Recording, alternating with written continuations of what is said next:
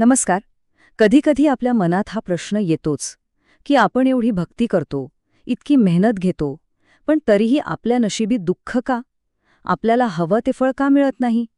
याच एका मोठ्या प्रश्नाचं उत्तर श्री गुरुचरित्राच्या दुसऱ्या अध्यायातल्या एका जबरदस्त कथेत दडलेलं आहे. ही गोष्ट आहे शंकेबद्दल, दुःखाबद्दल आणि खरी भक्ती म्हणजे नक्की काय याबद्दल. चला तर मग ही कथा नेमकी काय सांगते ते समजून घेऊया.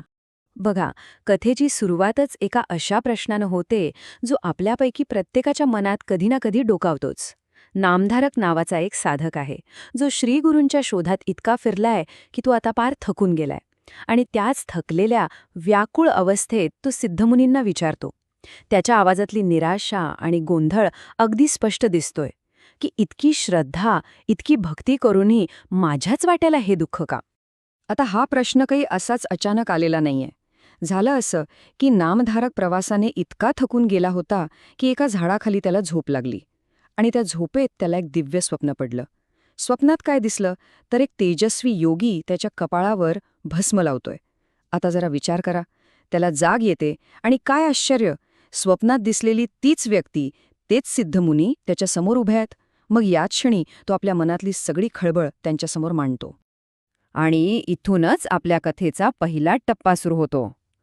शोधकाची शंका. म्हणजे बघा, एका बाजूला एक साधक आहे ज्याचं मन शंकेनं पूर्णपणे पोखरलंय, आणि दुसऱ्या बाजूला आहेत एक ज्ञानी ऋषी जे त्याला योग्य दिशा दाखवणार आहेत. सिद्धमुनींनी दिलेलं उत्तर फारच मार्मिक आहे. ते नामधारकाच्या भक्तीवर प्रश्न विचारत नाहीत. उलट ते एका अशा गोष्टीकडे बोट दाखवतात जी खूप सूक्ष्म आहे पण तितकीच शक्तिशाली आहे. आणि ती गोष्ट म्हणजे संशय. ते म्हणतात की दुःख हे भक्ती कमी आहे म्हणून नाही, तर तुझ्या मनात जी शंका आहे ना त्यामुळे आहे. म्हणजे हा संशय म्हणजे आपल्या श्रद्धेला लागलेली एक प्रकारची वाळवीच आहे जी आतून सगळं काही पोखरून टाकते. आणि इथं गोष्ट एक एकदम वेगळं वळण घेते. नामधारकाचा प्रश्न तसा वैयक्तिक आहे, पण सिद्धमुनी त्याचं उत्तर देण्यासाठी त्याला थेट विश्वाच्या निर्मितीच्या विशाल पटावर घेऊन जातात. ते त्याला सांगतात की अरे, गुरूंची शक्ती समजून घ्यायची असेल ना तर आपल्याला कथेच्या अगदी मुळाशी, जिथून सगळं सुरू झालं तिथं जावं लागेल. तर आता आपण प्रवेश करतोय दुसऱ्या भागात, वैश्विक संदर्भ. गुरूंचं महत्त्व हे काही फक्त आपल्या पुरतं मर्यादित नाहीये. त्याला एक खूप मोठा पौराणिक आणि वैश्विक आधार आहे. तोच आधार काय आहे ते आता आपण पाहूया. तर ही कथा आपल्याला थेट सृष्टीच्या सुरुवातीला घेऊन जाते. बघा, सगळ्यात आधी सगळीकडे फक्त पाणी होतं.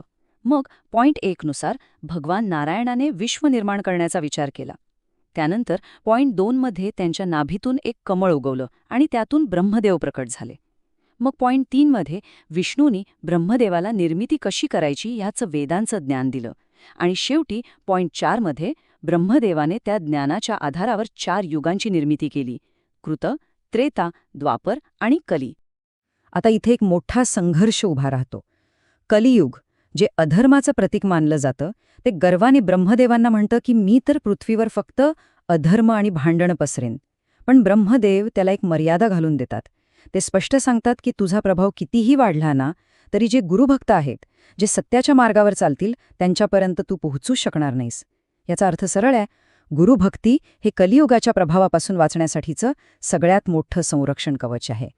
आता सिद्धमुनी नामधारकाला केवळ मोठमोठं तत्वज्ञान सांगत नाहीत, तर ते एका खऱ्या उदाहरणातून, एका कथेच्या माध्यमातून निसंशय भक्ती म्हणजे काय असतं हे समजावून सांगतात. आपण आता या विश्लेषणाच्या सर्वात महत्त्वाच्या भागाकडे, म्हणजेच दीपकाच्या कथेकडे वळतोय. या परीक्षेची सुरुवातच इतकी धक्कादायक आहे. गुरुवेद धर्म एक अत्यंत कठोर निर्णय घेतात. ते म्हणतात की माझ्या पूर्वजन्मीच्या पापांचं प्रायश्चित्त करण्यासाठी मी काशीला जाऊन कुष्ठरोग भोगणार आहे. आणि मग ते शिष्यांना विचारतात की माझ्या या नरकयातनेत माझी सेवा कोण करणार? बाकीचे शिष्य विचारात पडतात, पण फक्त एकच शिष्य, दीपक, जराही विचार न करता नुसता तयारच होत नाही, तर आनंदाने ही जबाबदारी स्वीकारतो. त्याच्या निसंदिग्ध भक्तीचा हा पहिला आणि सर्वात मोठा पुरावा होता. आणि ही परीक्षा काही साधीसुधी नव्हती. काशीमध्ये गुरुवैद्य धर्मांना खरंच अत्यंत भयंकर कुष्ठरोग झाला. त्या आजारामुळे त्यांचा स्वभाव इतका चिडचिडा आणि क्रूर झाला की ते दीपकाला सतत शिव्या द्यायचे, मारायचे आणि त्याने बिचाऱ्यांना मोठ्या कष्टाने मागून आणलेली भिक्षाही फेकून द्यायचे. पण या सगळ्या शारीरिक आणि मानसिक छळाचा दीपकाच्या निष्ठेवर काहीही परिणाम झाला नाही. त्याच्यासाठी त्याचे गुरु अजूनही साक्षात परमेश्वरच होते आणि तो त्यांची सेवा तशाच श्रद्धेने करत राहिला. दीपकाची ही अढळ श्रद्धा फक्त पृथ्वीवरच राहिली नाही, तिची दखल थेट स्वर्गात घेतली गेली. आणि इथूनच मग या कथेत दैवी शक्तींचा प्रवेश होतो. दीपकाच्या सेवेचा प्रभाव इतका जबरदस्त होता की साक्षात भगवान शंकर त्याच्यासमोर प्रकट झाले. विचार करा, त्रैलोक्याचा स्वामी एका सामान्य शिष्याच्या भक्तीने इतका प्रसन्न झालाय की त्याला म्हणतोय, माग, काय हवं ते माग. दीपकाच्या निष्ठेची ही एक प्रकारे सर्वात मोठी कसोटी होती. आणि दीपकाचं उत्तर ऐकून थक्क व्हायला होतं. देवांचे देव महादेव समोर उभे आहेत वरदान द्यायला, पण दीपक अगदी विनम्रपणे म्हणतो, मी माझ्या गुरूंच्या परवानगीशिवाय काहीही मागू शकत नाही. हेच खरं समर्पण आहे, नाही का? त्याची सगळी निष्ठा देवापर्यंत पोचवणाऱ्या गुरूंवर केंद्रित आहे. आणि आश्चर्य म्हणजे ही गोष्ट इथेच संपत नाही. दीपकाची भक्ती इतकी श्रेष्ठ होती की भगवान शंकरानंतर या सृष्टीचे पालन करते स्वतः भगवान विष्णू त्याच्यासमोर प्रकट झाले. ते सुद्धा त्याच्या सेवेने इतके भारावून गेले होते की त्याला वरदान देऊ इच्छित होते. यावरूनच त्याच्या भक्तीची ताकद किती मोठी होती याचा आपल्याला अंदाज येतो. आणि हा या कथेचा सर्वोच्च बिंदू आहे. जेव्हा भगवान विष्णूंनी त्याला काहीही मागण्यास सांगितलं तेव्हा दीपकाने स्वतःसाठी संपत्ती, आरोग्य किंवा मुक्ती काहीच मागितलं नाही. त्यानं फक्त एकच गोष्ट मागितली, माझी गुरुभक्ती सदैव अढळ राहू दे. म्हणजे बघा, ज्या गुणाची परीक्षा घेतली जात होती त्याने त्याच गुणाला अधिक मजबूत करण्याचं वरदान मागितलं. यापेक्षा निस्वार्थ भक्तीचं मोठं उदाहरण दुसरं काय असू शकतं? चला आता या कथेच्या समारोपाकडे वळूया आणि पाहूया की दीपकाची ही संपूर्ण गोष्ट नामधारकाच्या मूळ प्रश्नाशी, त्याच्या दारिद्र्य आणि दुःखाशी नेमकी कशी जोडली जाते. दीपकाच्या या निसंशय भक्तीमुळे अखेर ती परीक्षा संपली. त्याच्या निष्ठेवर प्रसन्न होऊन गुरु वेदधर्मांनी आपलं ते कुष्ठरोगाचं भयंकर रूप टाकून दिलं आणि ते आपल्या मूळ तेजस्वी आणि दिव्य रूपात प्रकट झाले. ती फक्त एक परीक्षा होती. त्यांनी दीपकाला आशीर्वाद दिला आणि एक खूप मोठी गोष्ट सांगितली. ते म्हणाले, अरे, तुझ्या भक्तीमुळे मी, तुझा गुरु, पावन झालो आहे.